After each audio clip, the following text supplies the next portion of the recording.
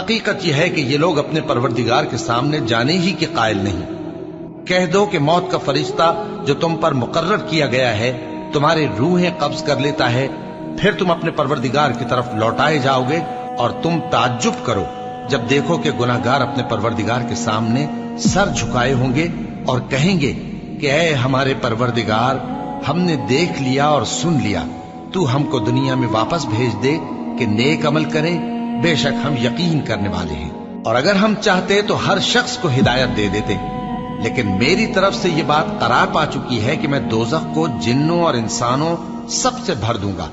सो अब आग के मजे चखो, इसलिए कि तुमने इस दिन के आने को भुला रखा था।